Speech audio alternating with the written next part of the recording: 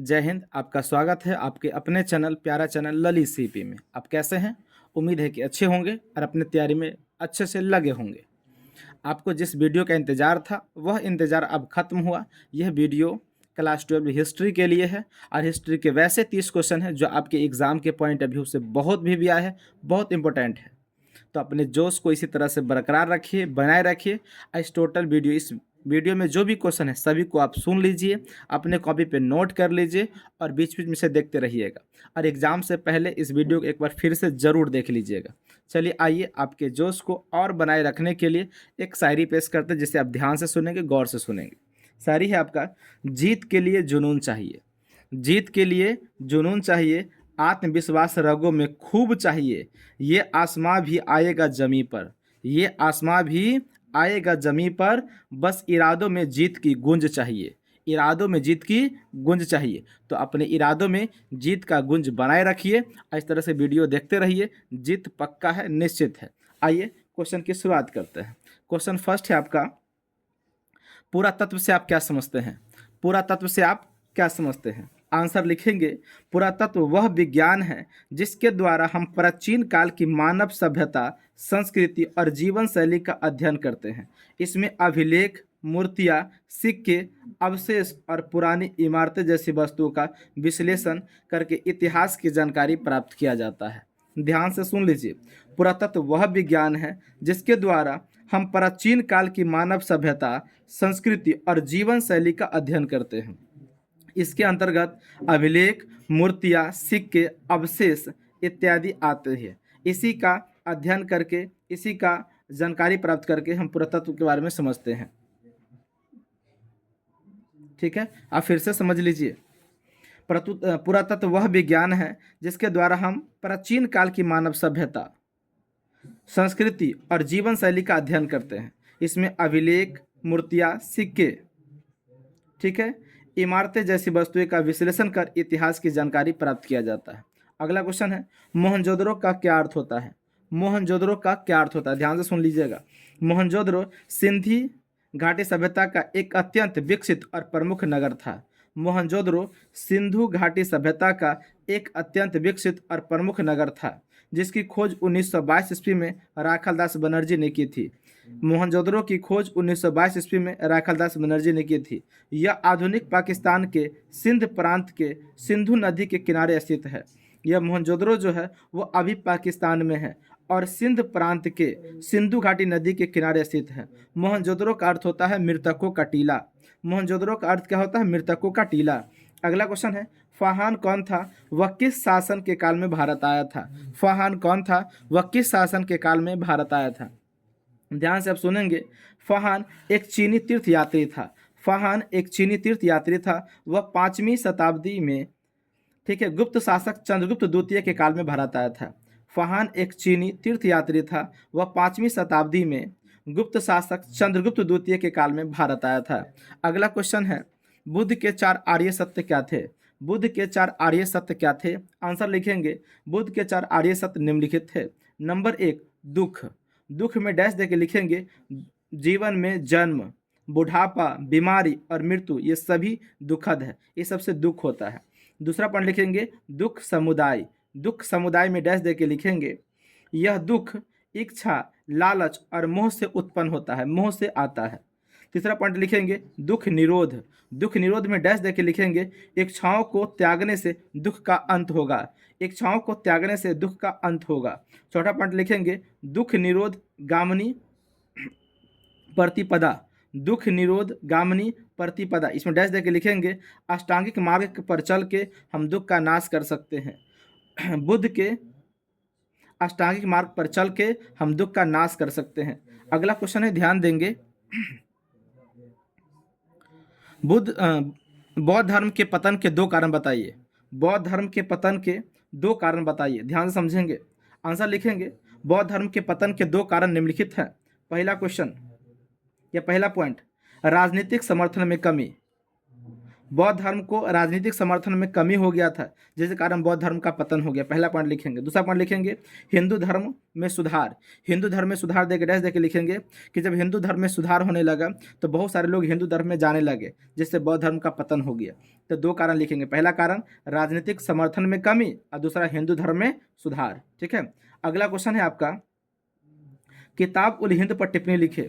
किताब उल हिंद पर टिप्पणी लिखे, ध्यान से सुनेंगे आप। किताब उल हिंद 11वीं शताब्दी में महान विद्वान अलबरूनी द्वारा अरबी भाषा में लिखी गई एक पुस्तक है। किताब उल हिंद 11वीं शताब्दी में महान विद्वान अलबरूनी के द्वारा अरबी भाषा में लिखी गई एक पुस्तक है। इसमें 80 अध्यायों में बांटा गया है, यानी किताब उल हिंद को 80 अध्यायों में बांटा गया है, जिसमें भारतीय दर्शन, भारतीय धर्म, त्योहार और खगोल विज्ञान, प्रथा, नापतौल, मूर्तिकला आदि का विस्तार से चर्चा किया गया, विस्तार से वर्णन किया गया है। इसकी भाषा सरल और स्पष्ट है। फिर से समझ लीजिए, किताब उल हिंद 11वीं शताब्दी में महान विद्वान अलबरूनी के द्वारा अरबी भाषा में लिखा गया किताब है। इसे 80 अध्यायों में बांटा गया है, 80 चैप्टरों में बांटा गया है। इसमें भारतीय दर्शन, भारतीय धर्म, भारतीय त्योहार, खगोल विज्ञान और प्रथा, मूर्तिकला आदि का विस्तार से चर्चा है। चलिए अगला क्वेश्चन है आपका, विजयनगर की यात्रा करने वाले 4 विदेशी यात्रियों के नाम लिखे। विजयनगर की यात्रा करने वाले 4 विदेशी यात्रियों के नाम लिखे। तो लिखेंगे 4 विदेशी यात्रियों के नाम निम्नलिखित है। Number 1 Abdul Razzaq, number 2 Niccolo Conti, number 3 Abdul Razzaq, और number 4 Domingo Paes. Domingo Paes, number 1 में फिर से सुन लीजिएगा, Abdul Razzaq, number 2 Niccolo Conti, number 3 Abdul Razzaq और नंबर 4 डोमिंगो पायेस। अगला क्वेश्चन ध्यान समझेंगे, इब्न बतूता कौन था, वह किसके शासनकाल में भारत आया था। इब्न बतूता कौन था, वह किसके शासनकाल में भारत आया था। आंसर लिखेंगे, इब्न बतूता एक प्रसिद्ध अरबी मुसलमान मोरक्को यात्री और इतिहासकार था। इब्न बतूता एक प्रसिद्ध अरबी मुसलमान मोरक्को यात्री और इतिहासकार था। वह भारत में मोहम्मद बिन तुगलक के शासनकाल में भारत आया था। वह भारत में मोहम्मद बिन तुगलक के शासनकाल में आया था। इब्न बतूता ने भारत की राजनीतिक, भारत की सांस्कृतिक, समाज और प्रशासन का विस्तृत वर्णन अपनी यात्रा वृत्तांत रेहला में किया है। फिर से सुन लीजिए, इब्न बतूता एक प्रसिद्ध अरबी मुसलमान था, मोरक्को यात्री था और एक इतिहासकार भी था। वह भारत में मोहम्मद बिन तुगलक का जब शासनकाल था उस समय आया था। इब्न बतूता ने भारत की राजनीति, संस्कृति, समाज और प्रशासन का विस्तार से चर्चा अपनी यात्रा वृत्तांत रेहला में किया है। अगला क्वेश्चन ध्यान देंगे। अगला क्वेश्चन है, बुद्ध की शिक्षाओं का प्रसार किन 4 देशों में हुआ। बुद्ध की शिक्षाओं का प्रसार किन 4 देशों में हुआ। आंसर लिखेंगे, बुद्ध की शिक्षाओं का प्रसार निम्नलिखित 4 देशों में हुआ। Number 1 Sri Lanka, number 2 Verma, number 3 Japan, number 4 Malaysia. Sri Lanka, Verma, Japan, Malaysia. Sri Lanka, Verma, Japan, Malaysia. अगला क्वेश्चन है, मार्को पोलो कौन था, वह भारत क्यों आया। मार्को पोलो कौन था, वह भारत क्यों आया। ध्यान से समझेंगे, मार्को पोलो एक इतावली यात्री था। मार्को पोलो एक इतावली यात्री था। वह 13वीं शताब्दी में व्यापार और यात्रा के उद्देश्य से एशिया आया था। वह 13वीं शताब्दी में व्यापार और यात्रा के उद्देश्य से भारत आया था। ठीक है, चलिए अगला क्वेश्चन है, विजयनगर के राजाओं के अंतर्गत अमर नायक कौन थे, वे क्या करते थे। विजयनगर के राजाओं के अंतर्गत अमर नायक कौन थे, वे क्या करते थे। तो ध्यान से सुन लीजिए, अमर नायक विजयनगर साम्राज्य के सैनिक अधिकारी होते थे। अमर नायक विजयनगर साम्राज्य के सैनिक अधिकारी होते थे। इनके 2 कार्य थे। नंबर 1, अमर नायक अपने नियंत्रण में एक निश्चित संख्या में सैनिक रखते थे।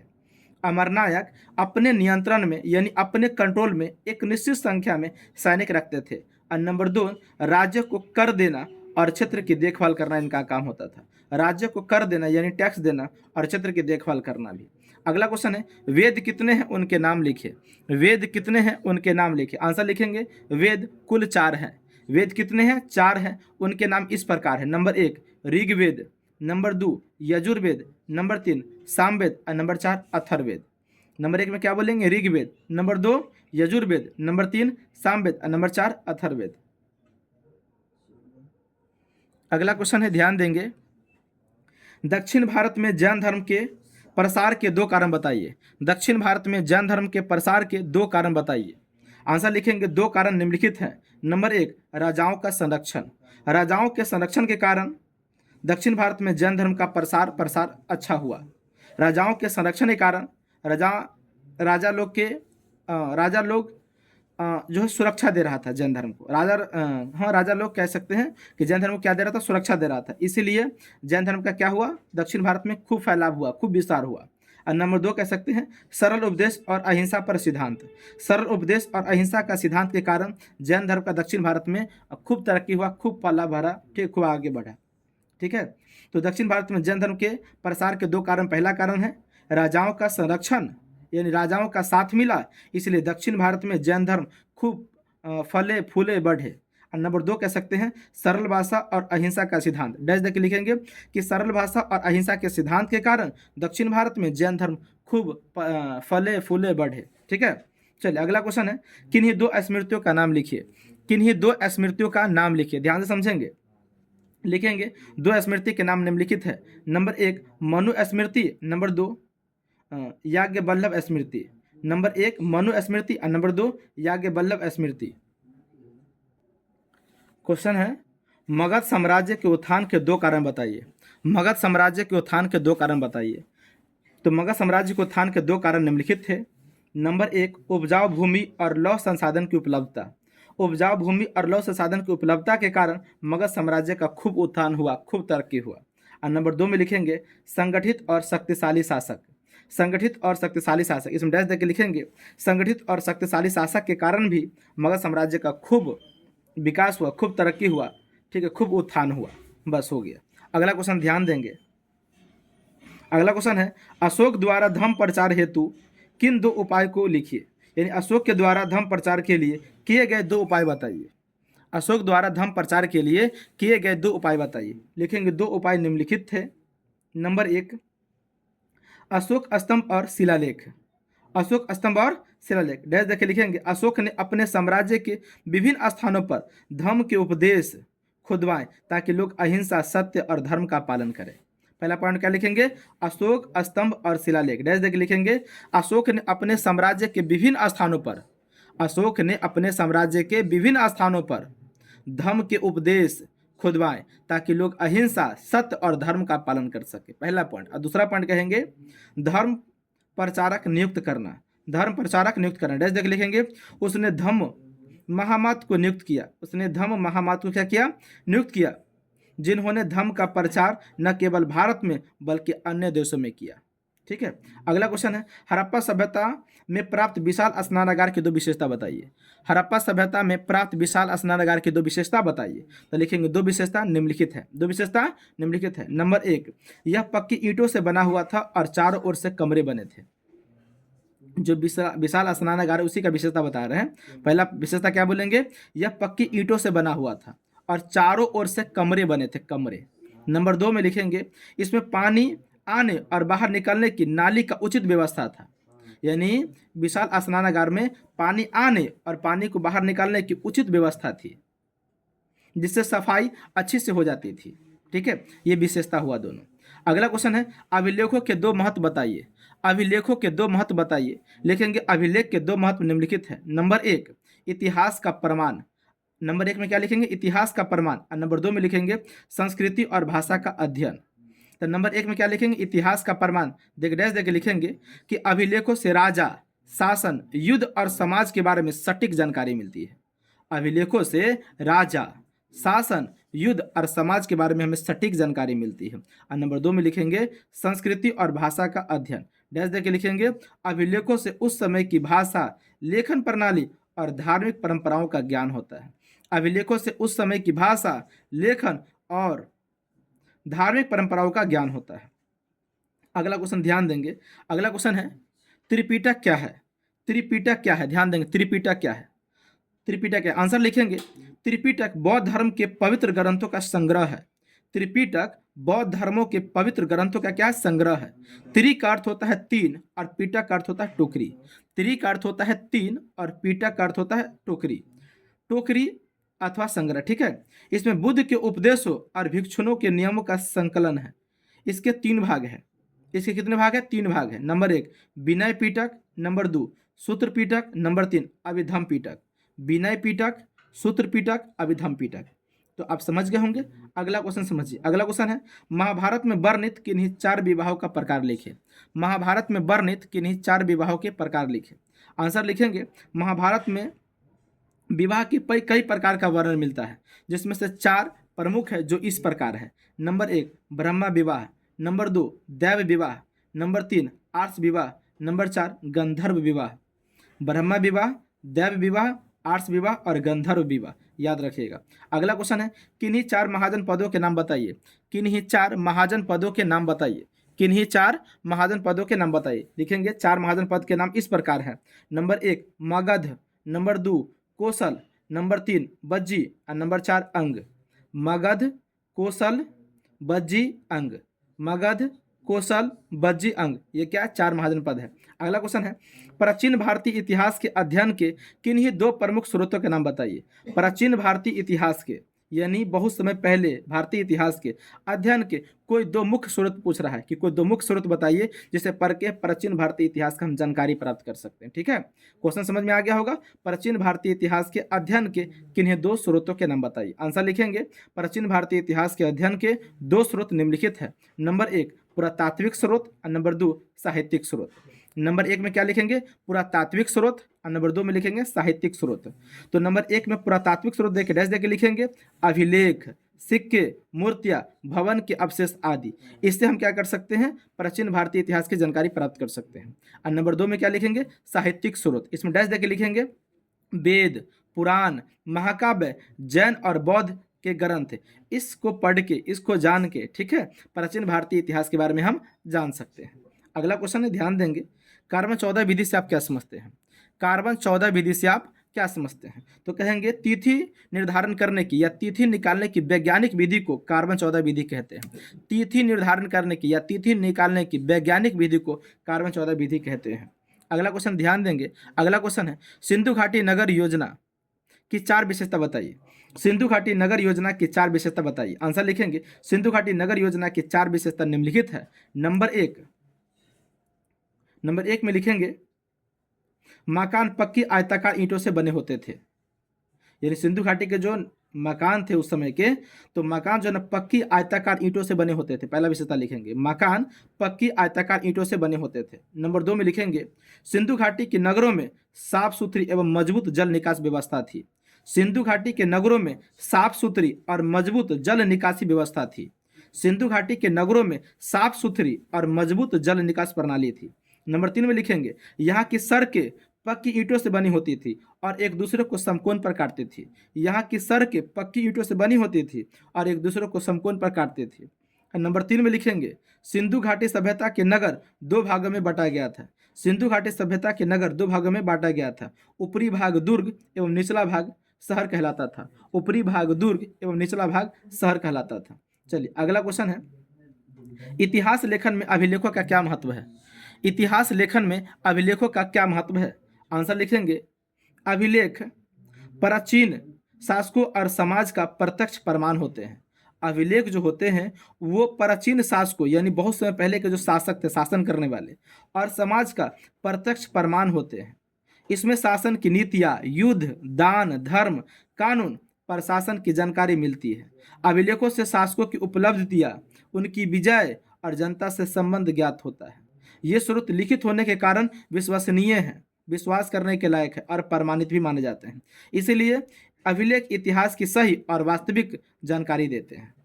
तब समझ गया कि इतिहास लेखन में अभिलेख का क्या है? विशेष महत्व है।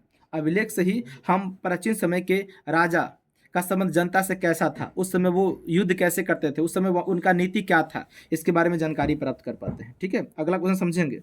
अगला क्वेश्चन है वर्ण और जाति में अंतर बताइए। वर्ण और जाति में अंतर बताइए। लिखेंगे वर्ण और जाति में निम्नलिखित अंतर है। वर्ण और जाति में निम्नलिखित अंतर है। एक तरफ लिखेंगे वर्ण, एक तरफ लिखेंगे जाति। वर्ण में लिखेंगे पहला पॉइंट कर्ण पर आधारित होती है और जाति में लिखेंगे जन्म पर आधारित होती है। वर्ण में क्या लिखेंगे? पहला पॉइंट कर्म पर आधारित होती है और जाति में लिखेंगे जन्म पर आधारित होती है। वर्ण में दूसरा पॉइंट लिखेंगे इसमें सामाजिक गतिशीलता होती है, इसमें सामाजिक गतिशीलता होती है। और जाते में लिखेंगे इसमें सामाजिक गतिशीलता लगभग नहीं होती है, इसमें सामाजिक गतिशीलता लगभग नहीं होती है। वर्ण में तीसरा पॉइंट लिखेंगे, वर्ण समाज में कर्तव्यों के बंटवारे के लिए था, वर्ण समाज में कर्तव्यों के बंटवारे के लिए था। और जाति में लिखेंगे, जाति ने सामाजिक ऊंच नीच और भेदभाव को जन्म दिया, जाति ने सामाजिक ऊंच नीच और भेदभाव को जन्म दिया। अगला क्वेश्चन है, कुषाण शासक अपने नाम के आगे देवपुत्र की उपाधि क्यों लगाते थे? कुषाण शासक अपने नाम के आगे देवपुत्र की उपाधि क्यों लगाते थे? आंसर लिखेंगे, कुषाण शासक अपने नाम के आगे देवपुत्र की उपाधि इसलिए लगाते थे क्योंकि वे खुद को स्वयं को देवताओं का पुत्र मानते थे। क्या बोलेंगे? कुषाण शासक अपने नाम के आगे देवपुत्र की उपाधि इसलिए लगाते थे क्योंकि वे खुद को यानी अपने आप को देवताओं का पुत्र मानते थे। इससे उसकी शक्ति, धार्मिक प्रतिष्ठा और देवी अधिकारों को दर्शाया जाता था। इस उपाधि से प्रजा में उसका प्रभाव बढ़ता था और लोग उन्हें साधारण शासक नहीं बल्कि देवता के तुल्य, देवता के बराबर मानते थे। ये उपाधि उन्हें राजनीतिक और धार्मिक वैधता प्रदान करती थी। तो समझ में आ गया, कुषाण शासक अपने नाम के आगे देवपुत्र की उपाधि क्यों लगाते थे? तो कहेंगे कुषाण शासक अपने नाम के आगे देवपुत्र की उपाधि इसलिए लगाते थे क्योंकि वे लोग अपने आप को देवताओं का पुत्र मानते थे, देवताओं का बेटा मानते थे, इसीलिए कुषाण शासक अपने नाम के आगे देवपुत्र लगाते थे। ठीक है, अगला क्वेश्चन है आपका, मौर्य साम्राज्य के किन्हीं 4 प्रमुख राजनीतिक केंद्रों के नाम लिखे। मौर्य साम्राज्य के किन्हीं 4 प्रमुख राजनीतिक केंद्रों के नाम लिखे। तो लिखेंगे मौर्य साम्राज्य के 4 प्रमुख राजनीतिक केंद्र निम्नलिखित थे। Number 1 Pataliputra, number 1 Pataliputra, bracket में लिखना है बिहार। नंबर 2 तक्षशिला, तक्षशिला, नंबर 2 में लिखना है तक्षशिला, इसके ब्रैकेट में लिखना है पंजाब। नंबर 3 उज्जैनी, उज्जैनी, ब्रैकेट में लिखेंगे मध्य प्रदेश। और नंबर 4 सुवर्णगिरी, सुवर्णगिरी, ब्रैकेट में लिखेंगे कर्नाटक। तो पाटलिपुत्र, तक्षशिला, उज्जैनी, स्वर्णगिरी, यानी बिहार, पंजाब, मध्य प्रदेश और कर्नाटक। ठीक है, अगला क्वेश्चन है, सिंधु घाटी सभ्यता में सिंचाई के लिए उपयोग में लाए जाने वाले साधनों के नाम लिखे। सिंधु घाटी सभ्यता में सिंचाई के लिए उपयोग में लाए जाने वाले साधनों के नाम लिखे। आंसर लिखेंगे, सिंधु घाटी सभ्यता में सिंचाई के लिए उपयोग में लाए जाने वाले साधन निम्नलिखित हैं। नंबर 1 नदियाँ, नंबर 2 नहर, नंबर 3 जलाशय और नंबर 4 कुआं। नदियाँ, नहर, जलाशय और कुआं, नदियाँ, नहर, जलाशय और कुआं, ये सिंधु घाटी सभ्यता में सिंचाई के लिए उपयोग में लाए जाने वाले साधन थे। ठीक है, अगला क्वेश्चन है, सिंधु घाटी सभ्यता के 2 प्रमुख स्थलों और उनके उत्खननकर्ता के नाम लिखे। सिंधु घाटी सभ्यता के 2 प्रमुख स्थल का नाम बताना है और उनके उत्खननकर्ता के नाम बताना है। तो आंसर लिखेंगे, सिंधु घाटी सभ्यता के 2 प्रमुख स्थल और उसके उत्खननकर्ता के नाम निम्नलिखित हैं। नंबर 1 हड़प्पा, नंबर 1 में क्या लिखेंगे? हड़प्पा, और डैश देके लिखेंगे दयाराम सहनी, दयाराम सहनी। और नंबर 2 में लिखेंगे मोहनजोदड़ो, मोहनजोदड़ो, इसमें डैश देके लिखेंगे राखालदास बनर्जी, राखालदास बनर्जी। टोटल 30 क्वेश्चन का वीडियो हो चुका है। अब 30 क्वेश्चन को सुने होंगे तो आपको समझ में आ गया होगा। अगर आपको सच में समझ में आ गया तो आप कमेंट कर देंगे कि कैसा लगा। ठीक है, ताकि हम इसका अगला ऑडियो रिकॉर्ड कर देंगे या अगला वीडियो बना देंगे। ठीक है, पूरे देखने के लिए बहुत बहुत धन्यवाद।